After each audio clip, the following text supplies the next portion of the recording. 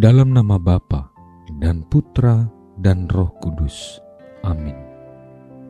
Allah Bapa yang Maha Pengasih dan Penyayang, kami bersyukur atas benih-benih cinta kasih yang telah Engkau tanamkan dalam diri kami.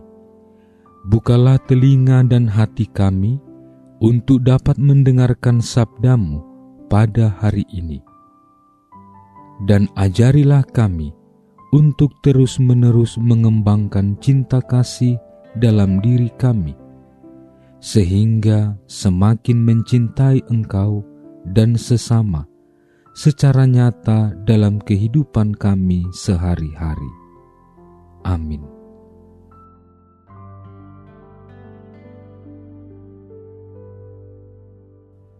Jangan kamu menyangka bahwa aku datang untuk membawa damai di atas bumi. Aku datang bukan untuk membawa damai, melainkan pedang. Sebab aku datang untuk memisahkan orang dari ayahnya, anak perempuan dari ibunya, menantu perempuan dari ibu mertuanya, dan musuh orang ialah orang-orang seisi rumahnya. Barang siapa mengasihi bapa atau ibunya lebih daripadaku, ia tidak layak bagiku. Dan barang siapa mengasihi anaknya laki-laki atau perempuan lebih daripadaku, ia tidak layak bagiku. Barang siapa tidak memikul salibnya dan mengikut aku, ia tidak layak bagiku. Barang siapa mempertahankan nyawanya, ia akan kehilangan nyawanya. Dan barang siapa kehilangan nyawanya karena aku, ia akan memperolehnya. Barang siapa menyambut kamu, ia menyambut aku. Dan barang siapa menyambut aku, ia menyambut Dia yang mengutus aku. Barang siapa menyambut seorang nabi sebagai nabi, ia akan menerima upah nabi. Dan barang siapa menyambut seorang benar sebagai orang benar, ia akan menerima upah orang benar. Dan barang siapa memberi air sejuk secangkir saja pun kepada salah seorang yang kecil ini, karena ia muridku, aku berkata kepadamu, sesungguhnya ia tidak akan kehilangan upahnya daripadanya. Setelah Yesus selesai berpesan kepada ke-12 muridnya, pergilah ia dari sana untuk mengajar dan memberitakan Injil di dalam kota-kota mereka. Demikianlah sabda Tuhan. Saudara-saudari terkasih, berbeda pendapat dan pilihan adalah suatu hal yang lumrah, sebab pada dasarnya perbedaan itu sangat indah. Kita bisa berkreasi lewat perbedaan dan keunikan yang dimiliki. Namun, tak jarang juga kita mendengar karena berbeda pilihan dan pendapat timbullah perpecahan. Hal ini dapat kita lihat pada pemilihan presiden atau pemilihan umum lainnya. Bahkan, karena berbeda pendapat dan pilihan, banyak kita dengar, lihat, dan alami adanya perpecahan antar kelompok dan individu. Tentu saja hal ini tidak baik dalam kestabilan hidup bermasyarakat. Tentunya hal ini juga tidak selaras dengan semboyan dalam negara kita, Bhinneka Tunggal Ika, berbeda-beda tetapi tetap satu.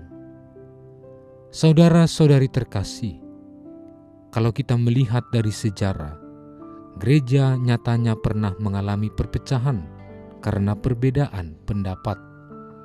Akibatnya kehidupan gereja juga mengalami titik mundur.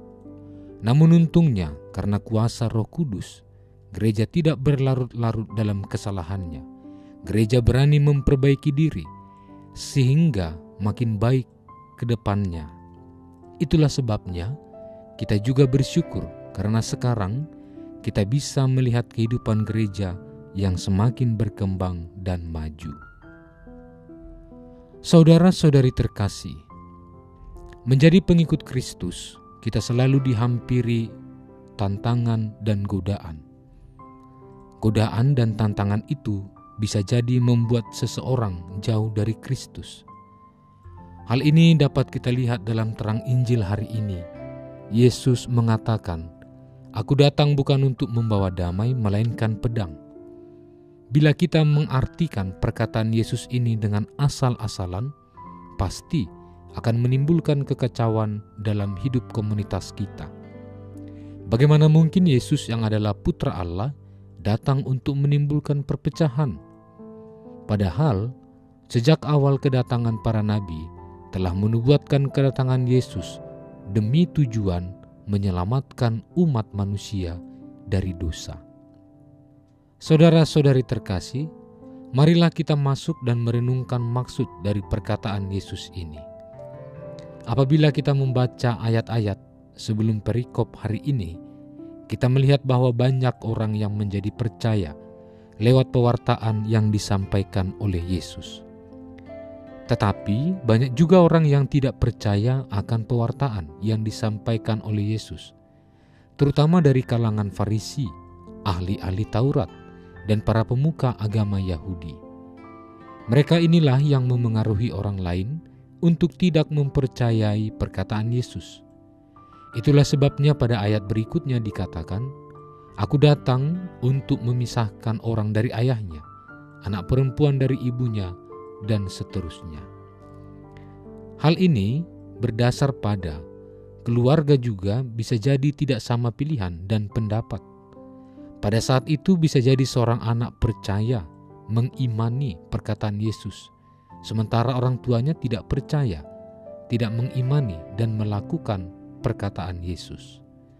Akibatnya memungkinkan timbulnya perpecahan dalam relasi anak dan orang tua. Saudara-saudari terkasih, pewartaan yang disampaikan oleh Yesus merupakan sebuah kebenaran yang menuntun kita pada jalan keselamatan itu.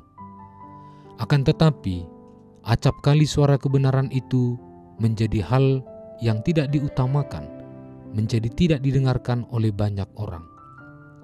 Hal ini juga tidak lepas karena pewartaan yang disampaikan oleh Yesus itu terkesan berat bagi para pengikutnya. Bunyi ayat selanjutnya mengatakan, "Barang siapa tidak memikul salibnya dan tidak mengikuti aku, ia tidak layak bagiku." Saudara-saudari terkasih, Yesus mengajak kita untuk menjadi semakin sejati sebagai pengikut Kristus dengan segala konsekuensi. Kita meyakini akan ada tantangan dan godaan di sekitar kita dan di hadapan kita. Hal ini juga dialami oleh Santo Bonaventura yang hari ini kita peringati. Santo Bonaventura berusaha untuk memperbaiki kehidupan ordonya supaya kembali ke semangat awal, yakni pengikut Kristus, dan juga meneladani hidup Fransiskus Assisi. Walaupun harus disadari juga banyak yang tidak menyukai Santo Bonaventura.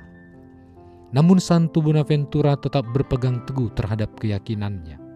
Dia tetap percaya bahwa Yesus akan senantiasa memberkatinya lewat tugas dan karya yang ia tunaikan.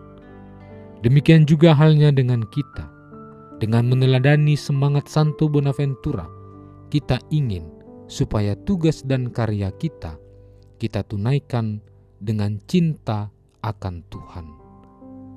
Sabda Tuhan hari ini menguatkan kita supaya selalu setia melakukan kehendak Tuhan, bahkan melakukan perbuatan-perbuatan yang kecil dengan cinta yang besar.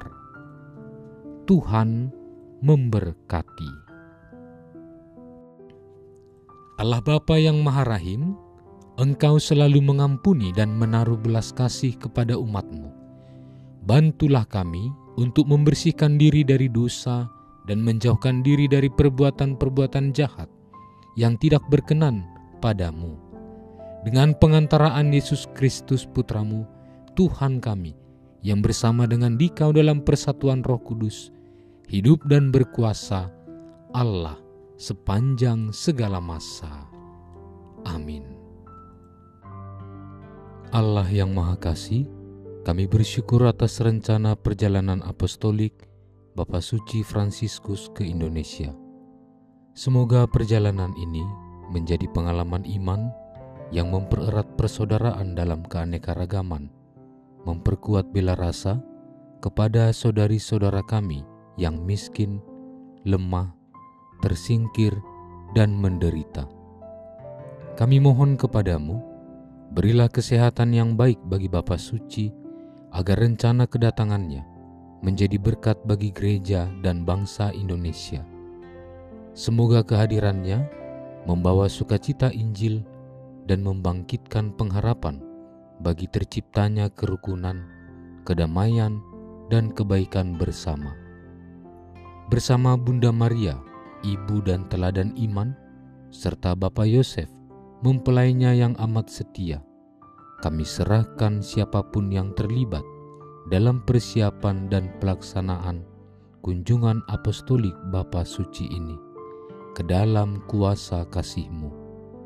Dengan pengantaraan Kristus, Tuhan kami. Amin. Dalam nama Bapa dan Putra dan Roh Kudus. Amin.